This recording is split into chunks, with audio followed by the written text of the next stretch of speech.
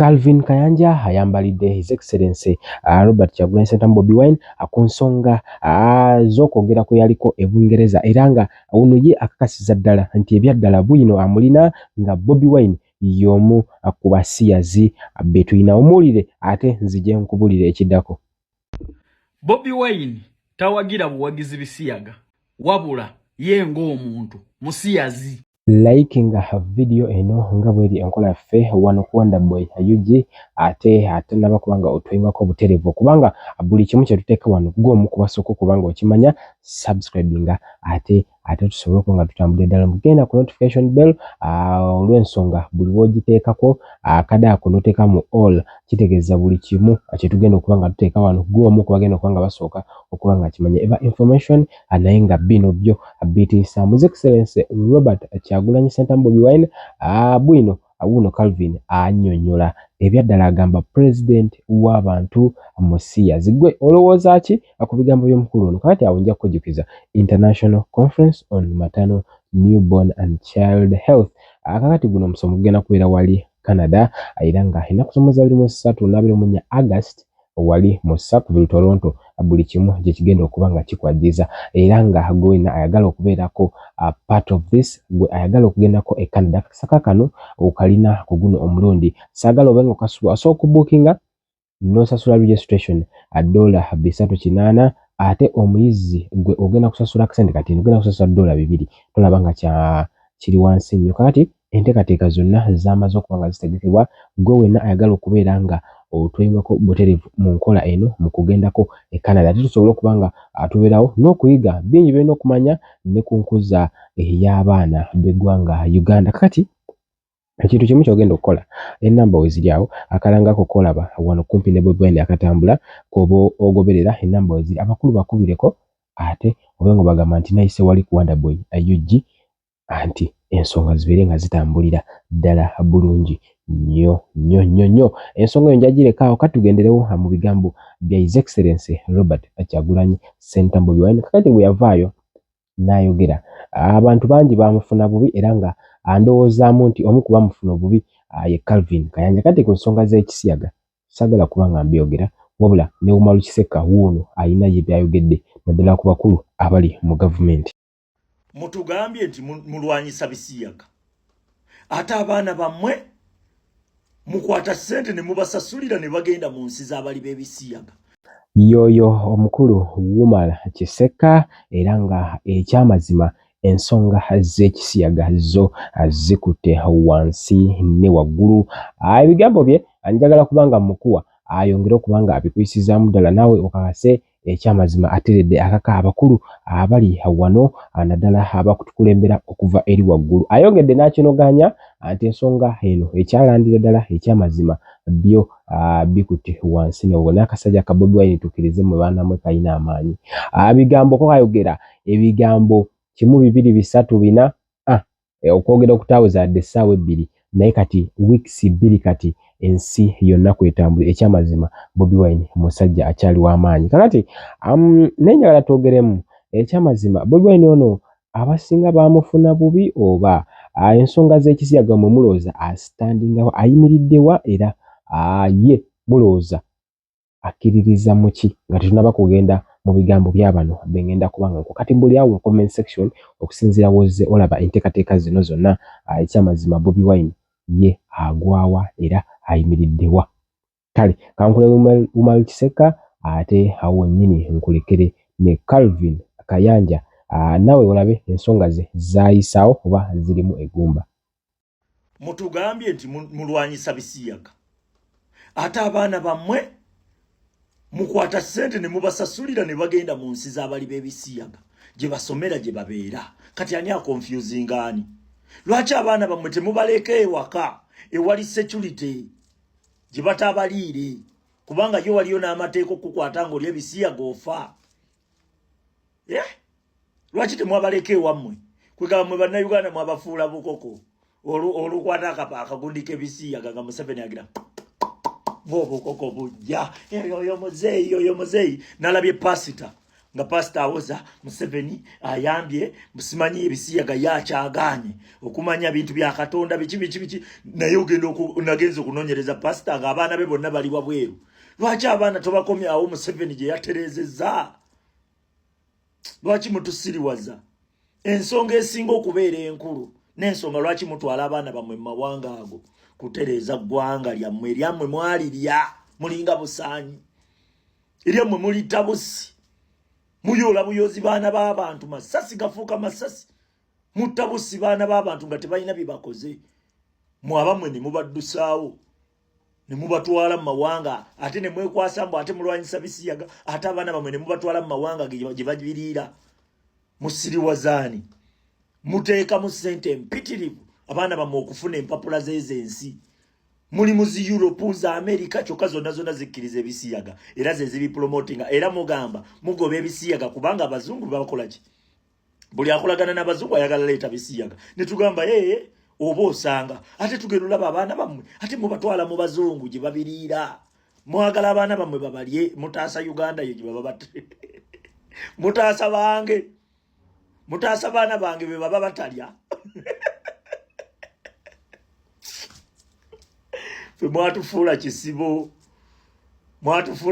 kya bukoko mukwata bukwasi ne mugira ne bujjanga bupaala naye nze nagaana okupaala sigwa mu bya kisiru.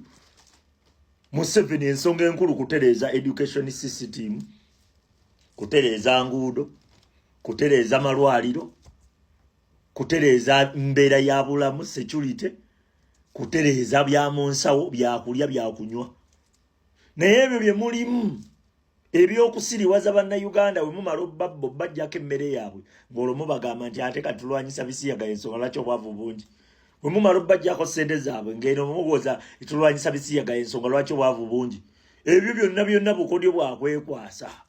Ebisiyaga bye mulwanyisa lwaki abaana bammwe bali eyo Bulaaya gye babiriira mubakomyewo Uganda gye mwatereeza. A'udhu billahi minash shaitani rajim. Bismillahir rahmanir rahim. Alhamdulillah rabbil alamin. Ze ajimiti omusomi w'ekitabo era omusomi w'edduwa. Nkozesa kyoto kino, ekyoto kino kiba kitagombolola. Lwaliro ku kyoto kuno kunyambira abantu bange. Buli muntu yenna alina ekizibu kye ojja ku kyoto kino n'osula akabani n'enkusabira. Buli alina ekizibu naddala mu abali e Bulaaya n'ompereza amanya. Naye nga sula mu kyoto kino n'enkusembera edduwa n'enkujjako ebizibu n'ebiba bikusumbuye. Walemererwa mirimu ki ddala mu abali e Bulaaya abali mu nsi muno mu Uganda abalemeddwa okufuna visa. Nantegeeza eri abaana Adamu enkozesa nkofu ku kyoto kuno. Bamala okusindika enkofu eyo negenda ebanja amabanja ge bakubanjiza gonna. Gwe yalema okufuna okuweebwa ajimiti nkozesa amazzi ku nnyanja kuno kumulengera ku mazzi wano ajimiti nga banyimidde olwaleero ngokumasira abaana Adamu. Bompereze ebiwandiiko byonna bye bompereza ng'oli e Bulaaya mbikwata n'embizinga ne mwandika kapapula n'embisula mu nnyanja n'ensaba Allah gwensinza asumulule ebyo bye babikulemeredde awa visa agifuna alemeddwa okufuna omusajja omulungi amufuna. Nsangibwa ku namba 0752 to transform from a straight to bisiyaga kati ye mukuru gwe twogerako. Always mentioned that I'm a product of very many second chances. Omuwulidde akugambye nti ye buli jjajja akyogeza lunye nti ye product of many second chances. Asaba second chance endala kubanga ya transforminga okuva mu straight n'afuuka ge. Ayagala n'abasiyazi era badde bamuwe second chance kubanga yafukula n'alaba omusana mu bisiyaga. And I want to be known for a leader that is respectful, inclusive for everybody. Era omwami ono ayagala okumanyibwa ng'omukulembeze atasosola mu basiyazi, ayagala okumanyibwa ng'omukulembeze ensi yonna atasosola mu basiyazi, atawala na basiyazi. Uliriza. Of course, this is now the same thing that I am tussling out with General Museveni. Era ku nsonga y'ebisiyaga yemu Bobi Wine annyonnyola nti yemu ku nsonga z'asimbyeko essira okunyigiriza mwami Museveni. Tugenda mu maaso. Who deliberately sponsored now. Oyo mwami Museveni eyavujjirira abaleeta etteeka lino ery'ebisiyaga.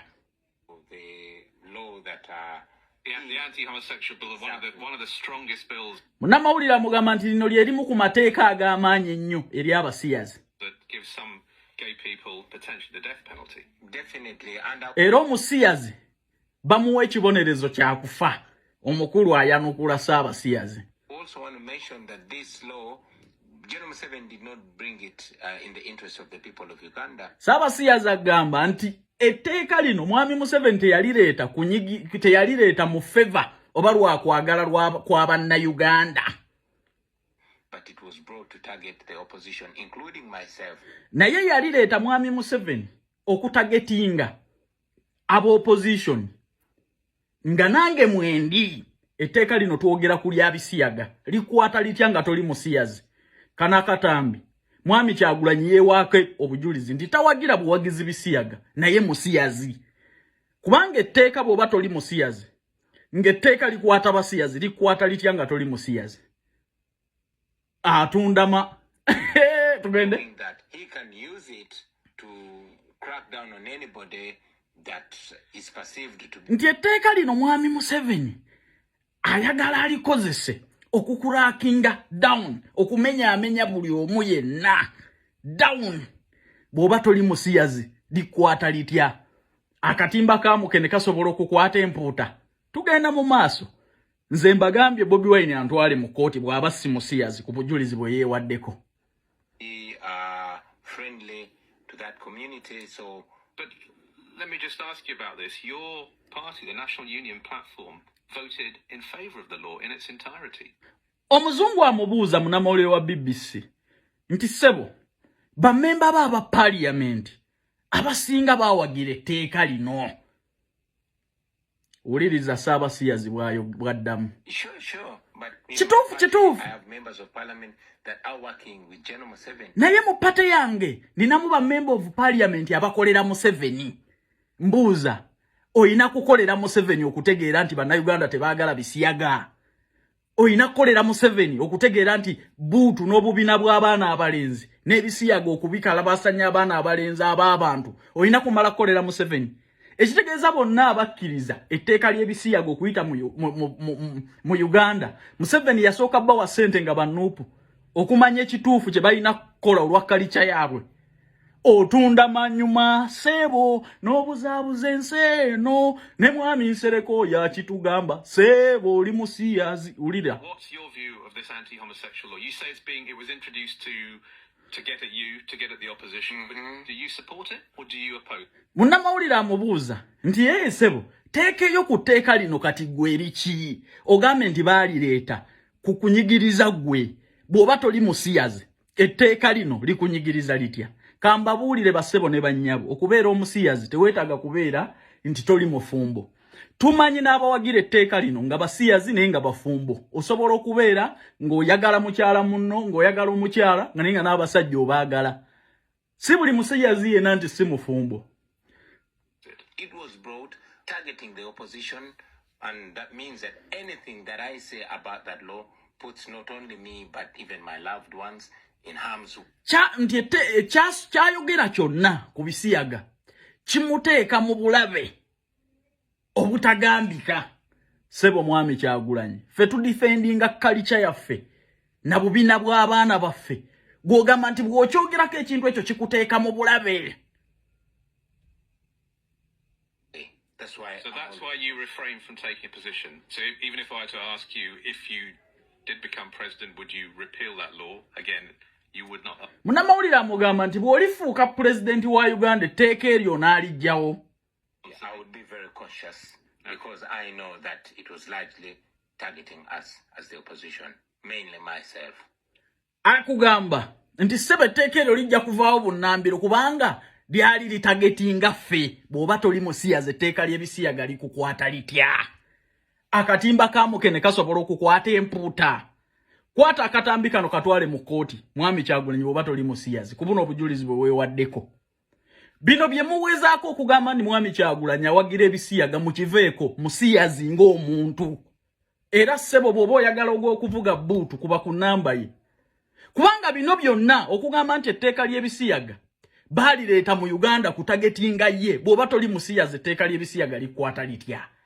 Etteeka lino lye baaleeta ery'ebisiyaga ligendererwamu okunyigiriza n'okusiba abo abalikodinga abaana abato okutunda obutambi bwabwe ku internet nga babasiyaga. Ekyo nakiwulira dda mu nkambi yammwe. Bw'oba toli musiyazi etteeka lino likwata litya.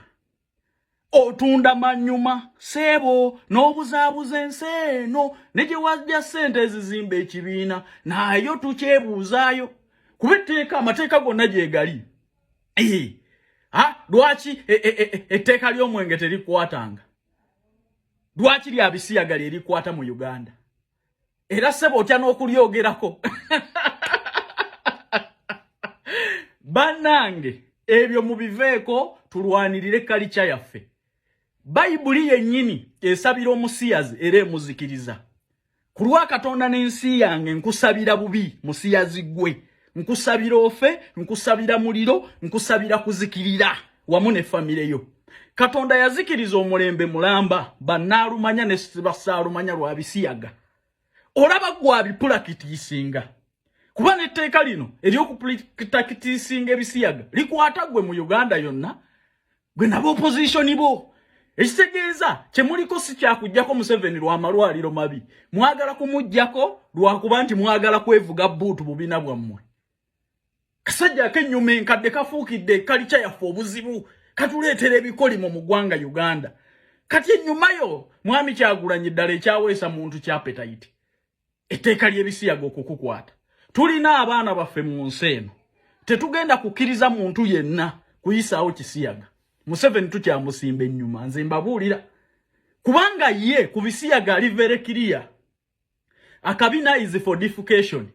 Naye ono muvubuka gwe babuuza ebisiyaga n'atamwa awoze etteeka baalireeta kukwata nze. Weewaddeko obusiyazi nti oli mufumbo. Weewaddeko obujulizi oli mufumbo omukazi omuyina naye oli musiyazi. You grow no transforming okufuuka omusiyazi. Tubalabyeko abakula ne bakyuka. Era naawe okyewaddeko mu bujulizi nti omuntu akula n'akyuka. Oluyimba naluyimba naye nejjusa kati ndi musiyazi. Era njagalayo chance endala. Ojja kusiyaga beewuwo. Good day, people in Asia, Africa, Europe, and all over the world. My name is Andrea. Are you in the medical field or you want to know and learn more about maternal, newborn, and child health? Well, look no further.